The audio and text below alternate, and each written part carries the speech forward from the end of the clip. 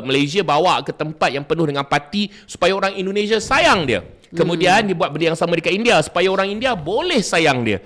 Dia tak cukup kasih sayang sebenarnya. Dan ideal dan dia perlukan kasih sayang, Anas. Itu. Lepas tu Modi cerita pasal ekonomi, kerjasama ekonomi tu aku nak tergelak tu.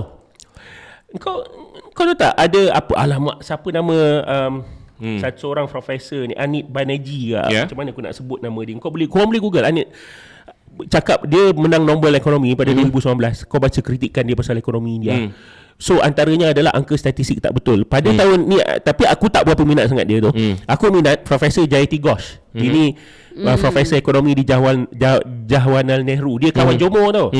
So dia beberapa kali datang ke Universiti Malaya, dan aku memang suka tengok kalau dia berucap kat YouTube. Memang aku tak pernah tinggal dia punya buku dia, aku baca. So ni pada tahun 2020 dia ada tulis satu jurnal bertajuk Hindutva, Economic Neoliberalism and the Abuse of Economic Statistics in India. Dia aku nak kaitkan dengan Anwar.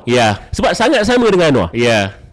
So bila Modi came into power, bila BJP came into power, dia nak jadikan ekonomi India ni macam apa nama, supaya sebab apa, ideologi Hindutva ni dia bersifat identity majority.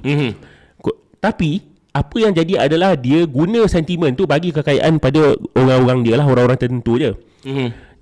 Tapi dia jadikan satu masalah. Ada pertumbuhan ekonomi tapi rakyat hidup semakin sengsara. Sebab apa? Profesor ni kata kerajaan lebih fokus kepada mengurus persepsi rakyat tentang keadaan ekonomi daripada mengatasi masalah ekonomi sebenar. Sama macam Anwar tak? Ya, sama-sama. So kerajaan mainkan naratif ekonomi.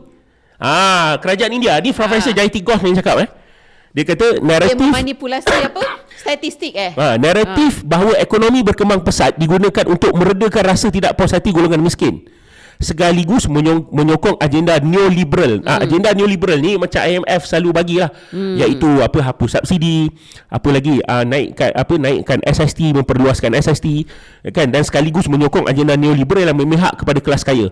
Kau nampak tak dia menekankan kepada naratif ekonomi, kononnya ekonomi berkembang pesat untuk meredakan rasa tidak puas hati. Sama tak macam Anwar buat? Sama.